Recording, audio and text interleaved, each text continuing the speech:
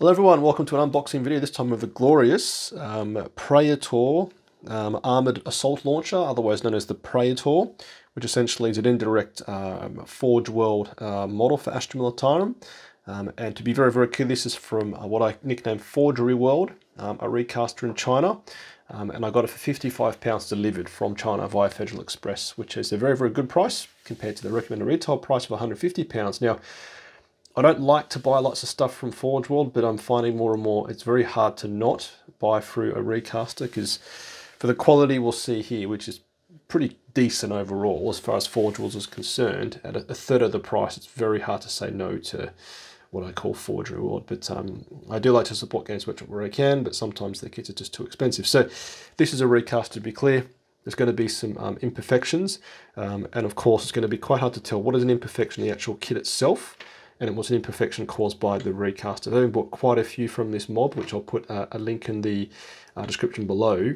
The quality from this place in China is very, very good, so we can't ignore that. So first up, you get a lot of resin. Like, this is a lot, and when the package turned up, I was surprised how heavy this is. Like, this is some serious business, the amount of kit you get. So what I also understand, having seen some comments from some of you folks, is that you can actually also probably jerry rig this to be the Crussus armored troop carrier as well, and we'll definitely talk about it as we go through. But you can see here, so these tracks, and hopefully it pops up in the overhead cam, they're not perfect. As I compare them side by side, you can definitely see there's some serious imperfections there, and that's going to be quite hard. I've just noticed that's going to be quite hard to fix. I don't know how I'm going to fix that, bend those tracks back in place, because they're physically quite, so if I push them too hard they will snap off. So I'm going to have to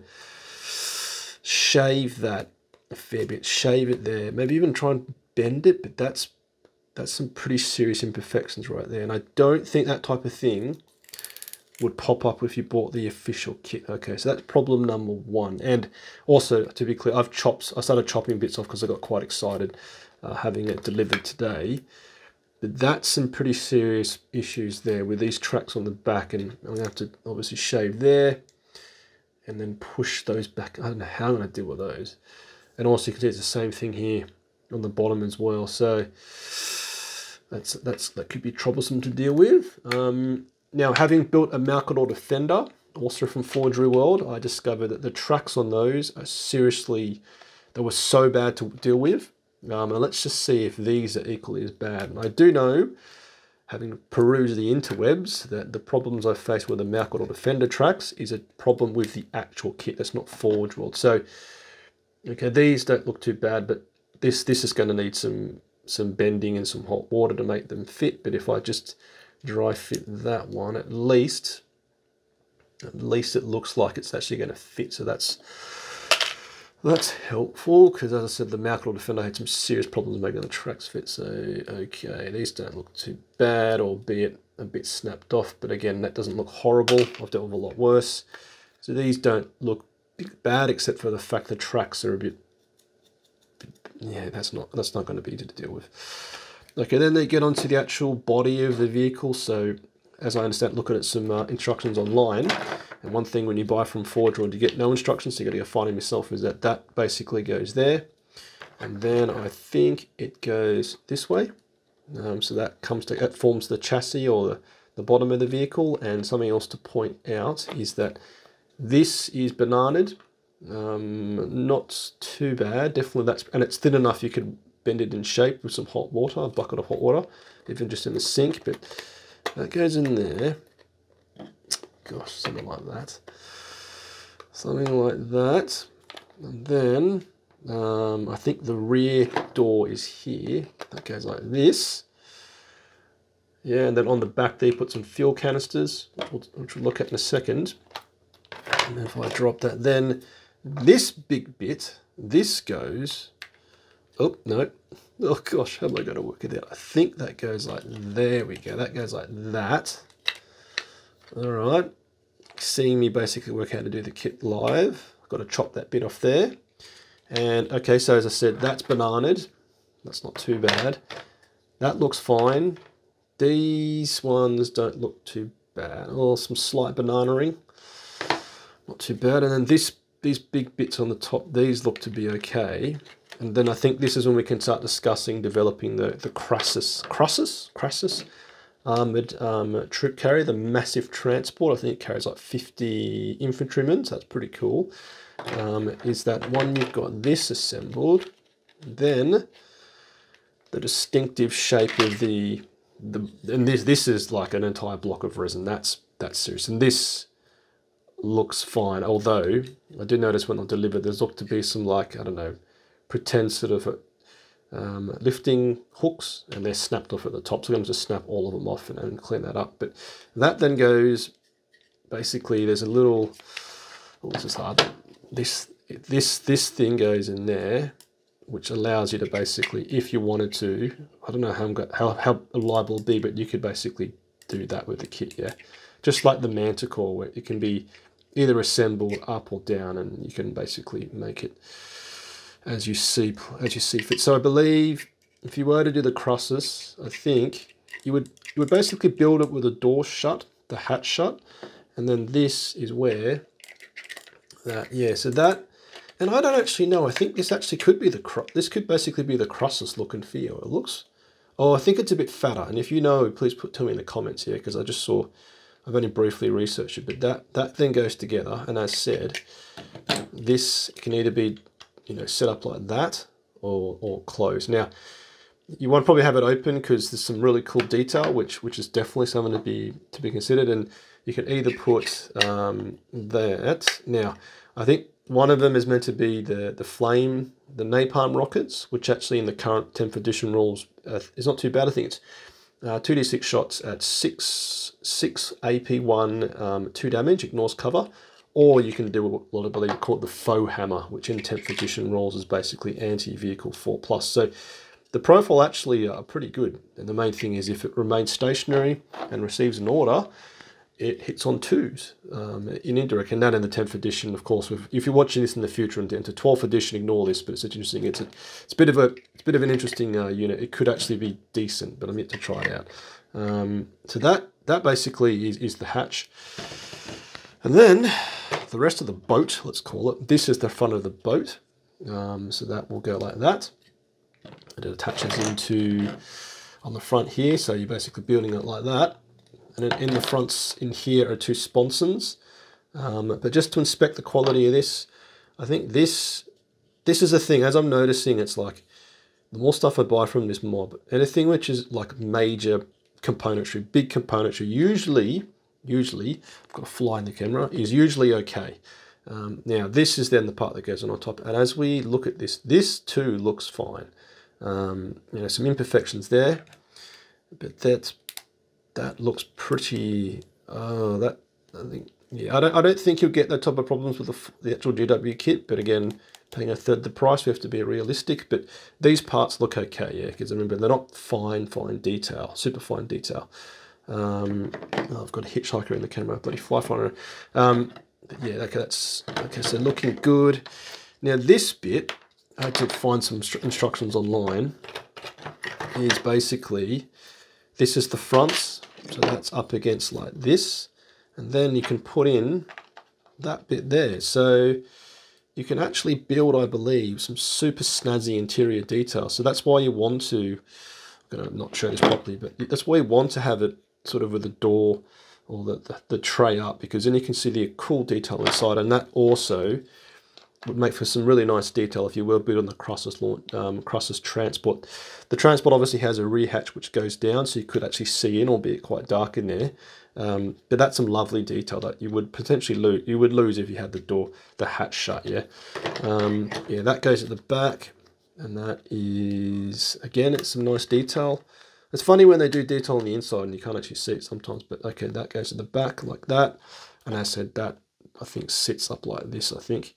So some cool detail there, and then all these rockets and bits and gubbins. So this, I believe, God, this is quite hard to coordinate, but so that's like that. I believe you basically stick these on the side. So as you're looking in from the top here, as you imagine, it's sort of, gosh, there's bits everywhere. If you're looking at it from like that angle, with the hatch open, you can basically see some spare rockets lined up on the side. And then of course also you've got, just like the Manticore, you've got this bit here which basically keeps the entire system sat upwards. Now I think, yeah, I believe this is part of it. I think that basically holds up the actual rockets themselves. I think I don't actually know, but yeah. So, but here's the final bits. You've got the fuel drums, the tracks, the spare tracks which need bending. This looked to be some sort of targeting array.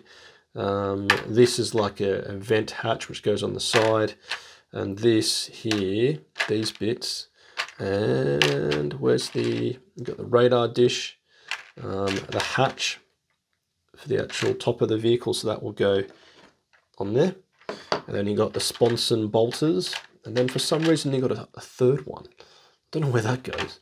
And also another bit. So as I said, no, there's a lot. It's a big kit, and having built the Mackerel Defender, I had to chop some serious amounts of resin off to make the bottom of it fit, but I don't think I'm going to face the same problems with just the way the kit's designed. But yeah, banana there, as I said, some serious problems with the tracks. I do think once I assemble it, I'm going to probably face some problems just making it all physically fit, because yeah, as I discovered with the Malcador again, just making it all fit together, I had to use some serious amounts of green stuff. Like I'm talking like, you know, 2 or 3 pieces that size, like really get it going and slam it into some huge guts. But then when it's fully painted, again, you can check out the video of me assembling and painting it here. It does actually look pretty decent once it's fully assembled, albeit with some pretty glaring imperfections. But this, in summary, looks like a super fun kit to make. And this is, I think probably some of you in the audience out there are like me. I actually enjoy the challenge of a tough kit. Like, there's something weird about it. Like, I actually enjoy getting through all the challenges you face. So all these issues with the tracks I have to work through, physically making it all fit together. And then also, hopefully, actually that goes in there by lots of things. That goes like that. Hopefully also, as per some of the commentary I've left on some posts I've made, is that maybe also have it so it could be a Crussus, or even just simply so you can actually have the missile showing, because I'm really going to get the feeling that when I actually try to assemble it, I'm going to face some serious problems making this all fit together. And given the sheer weight of this thing, just being able to have it open and not just constantly slipping and falling is going to be probably quite a big thing to work on, because this is some serious weight. And by the looks of it, okay, that's at the bottom, that's there, but I don't actually know. I think, oh, okay, that is part of it, and that goes there. But if that's all, oh, is there anything? Okay, so this, and again, this is the problem, and this could be a Forgeworld problem, is that this is what will basically keep it upright. And just you know, physically looking at this, it's not going to be quite sturdy. So yeah, it's going to be tough, I think, making this work. But I do think it's probably tough just because the kit is not a great kit, in the sense it's probably at least 15 years old, this kit, I'm guessing. Like a lot of stuff from Forgeworld, that's Astra Militarum. So it's to be expected. And I have bought stuff from Forgeworld in other videos I've spoken about. Like I bought Custody stuff and they seem to fit okay. So this potentially is just the fact that these are aged kits from Forgeworld GW. So yeah, so hopefully this is enjoyable to see this monster laid out. It's going to weigh an absolute physical ton when it's all assembled, with that being very sturdy. And then of course all the other bits. So that's pretty cool to have a miniature that's super heavy. It's going to make my carry case when if I ever take it to any games, be quite heavy, because it's just such a big thing. But again, I buy this from China. It's a recast. It's £55 versus £150. Very good value. But of course, we've got some potential problems to be expected though, because it's Forgeworld and an older kit. So hopefully interesting to see me babble through this kit and enjoy myself staring at all these wonky bits and what I'm going to do for the next couple of weeks from a project point of view. But yeah, any questions or comments, let me know. And if you've got the kit, be it a recast or from GW, let me know what the actual quality is like for you. So if you enjoy this, want to support, we can do so with a like, comment, or by subscribing. watching any of my other YouTube videos to help the YouTube algorithm, or even joining my Patreon platoon, where you can give me a donation every month to support me and motivate me as I produce videos for you, the viewing audience. Massive thanks to my current supporters. To keep your bayonet sharp, let's go Nord. Faith for the Emperor strong. Patreon platoon, sound off. Tank Commander Glenn. Tank Commander Watchdog Van Etten. Tank Commander Mitchell. Lieutenant Burke Nielsen. Colour Sergeant DuPont. Sergeant Adal. The Colonel Merrill. Chosen Man Smith. Veteran Gibson. Hall. Lundeen. Guardsman Beard. Coquelin. Flint. Hills. Malik. Nitin. Nguyen. Tom. Tompkin. Conscript de Paz. England. Evan Gunn. Gillian. Goodwin. King.